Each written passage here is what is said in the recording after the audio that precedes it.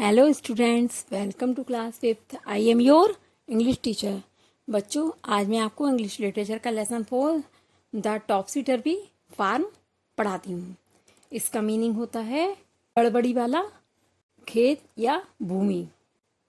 ये poem H.E. Wilkinson द्वारा लिखी गई है।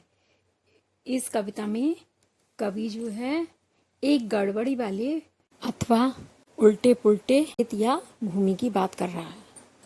वो बता रहा है कि इस कस्बे में सब कुछ उल्टा पुल्टा होता रहता है। तो कभी इन पंक्तियों में कहता है, I know a farm near middle town where all the trees grow upside down, the big pigs squeal, the small pigs grunt, the old farm house is back to front.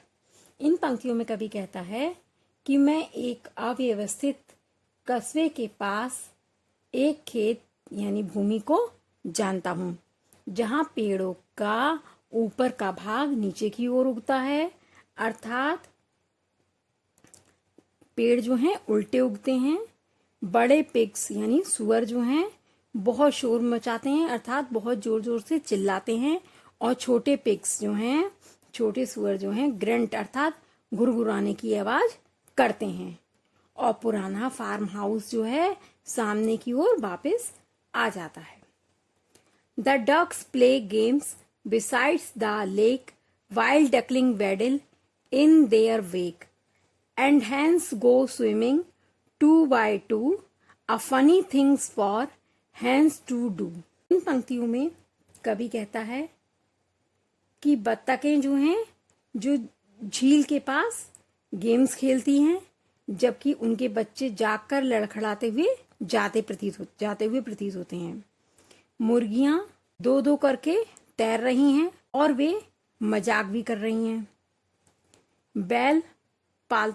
Next पंक्तियों में कभी कहता है, the bull is tame and likes to play hide and seek among the hay, so I would never come to harm if I could live on middle farm. इन पंक्तियों में कभी कहता है कि बैल जो हैं वो पालतू हैं और उन्हीं की तरह वे जो हैं भूसे में वे हाइड एंड सीक अर्थात छुपने वाला खेल रहे हैं।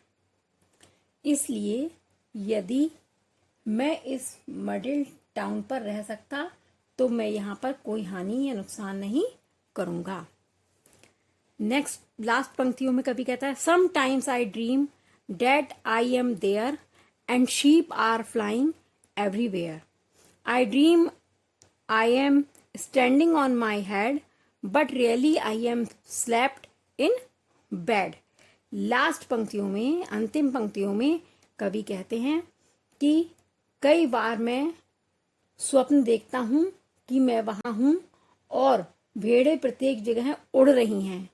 मैं स्वप्न में देख रहा हूं कि मैं अपने सिर के बल खड़ा हूं, लेकिन वास्तव में मैं अपने बिस्तर पर सोया हुआ हूं। बच्चों, आपको अभी मैंने ये पोएम की रीडिंग और एक्सप्लेनेशन किया है और अब मैं आपको इसका वर्क करवाऊंगी। बच्चों, अब आप ये डिफिकल्ट वर्ड्स अपनी नोटबुक में नीट एंड क्लीन लिखेंगे और लर्न करेंगे। इसके बाद आप वर्ड मीनिंग लिखेंगे और उन्हें लर्न करेंगे। उसके बाद आप कंप्लीट द स्पेलिंग्स अपनी नोटबुक में नीट एंड क्लीन लिखेंगे और लर्न करेंगे।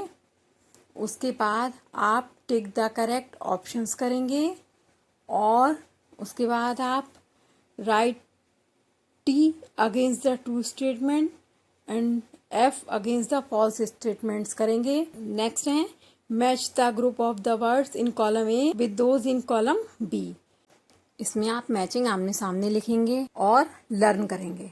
उसके बाद आप जो है give the antonyms of the following word from the poems करेंगे। एंटोनियम्स मीन्स होता है विलोम शब्द यानी अपोजिट शब्द, यानी जो वर्ड दिए गए हैं इनके अपोजिट आपको उसमें से पोइम में से छांट कर लिखने हैं। बच्चों, ये आपका सेकेंड ड्यूटी का चैप्टर है।